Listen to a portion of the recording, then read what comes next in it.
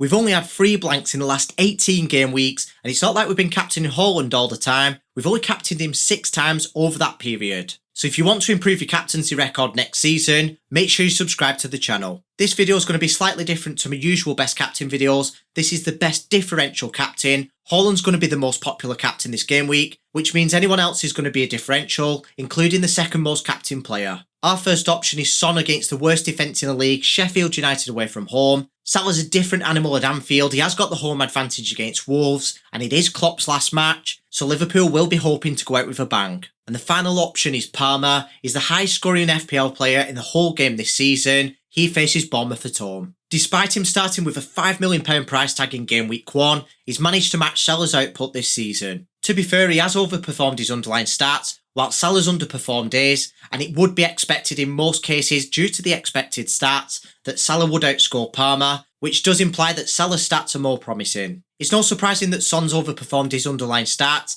He typically does that. He's one of the best finishers in the world. What I do find surprising is how underwhelming his stats look in comparison to the other 2 players on the shortlist, but at the same time, these aren't bad stats, and if you compared him to most attackers in the league, he will come out on top. They're the non-penalty stats. He is on penalty duties for Spurs, but so are Salah and Palmer for their respective clubs as well. Unfortunately for him, he doesn't get a look in when it comes to free kicks and corners. Salah does take the occasional direct free kick for Liverpool, but it's nothing to shout about. As for Palmer, he's a set-piece specialist for Chelsea. He's on direct free kicks, indirect free kicks and corners, plus the penalty duties allow him to be called that set-piece specialist. If all 3 players are assumed to play 90 minutes this game week, Salah's got the highest anytime goal score odds and highest anytime assist odds. Therefore, he'd have the highest anytime return odds with only a 26% chance of blanking. But bear in mind, these odds are based on the assumption that each player plays 90 minutes. I'll give you a clue about Salah. He's actually got the lowest expected minutes on the shortlist, and you'll see that later on in the video. Out of the other 2 players, Son's got the slightly better odds. He's only got a 2% higher chance of success, but then you've also got to consider that his odds are weighted heavily towards goals, and of course you get more points for a goal than you do for an assist in FPL. Again, these odds are subjective of the expected minutes. Something that does factor in the expected minutes is the points projections.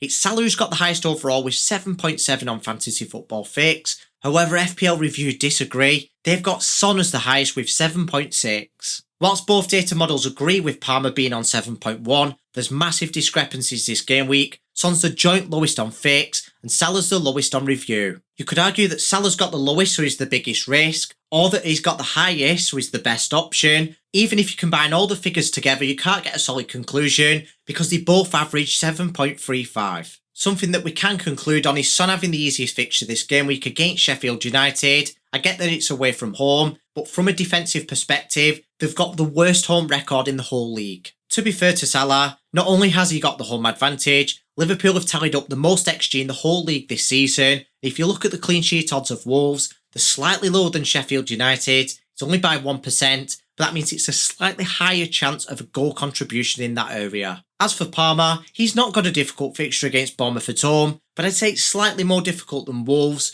I know that they've conceded slightly more goals per 90 minutes, but the expected numbers are better at projecting the future numbers than the actual numbers themselves, so that stat should regress, and I do think that is a slightly harder fixture. When it comes to the recovery days, he has got the lowest on the shortlist with 4, but as a threshold I'd say anything above 3 is fine, especially for these typically 90-minute men. It is promising that all 3 players played 90 minutes in the last match. What's not promising is that Salah's only got 72 expected minutes. That's because Liverpool are cemented in 3rd place in the league. They can't pivot up and down. However, Spurs and Chelsea are both competing for that 5th place spot in the league. So it is an advantage for those 2 players, the talisman for their clubs, and they've got something to fight for, which means they're more likely to stay on the pitch. Now it's time to conclude. As a disclaimer, I will be captaining Haaland this game week. I think he's the best captain, but this video is for people who are chasing, who want to roll the dice on a differential, and none of these 3 players are bad options. I am going to break it down who I think is the best differential captain. If we don't get leaked team news that Salah's starting, Palmer's my second favourite option. However, if we get leaked team news that Salah's starting, I prefer him to Palmer, but I think the best option will probably play out position as a striker against the worst defence in the league. I think the best differential captain for game week 38 is Son. Before you go, make sure you can improve your captaincy record next season by subscribing to the channel. You can expect a lot more content as well. I'll see you soon.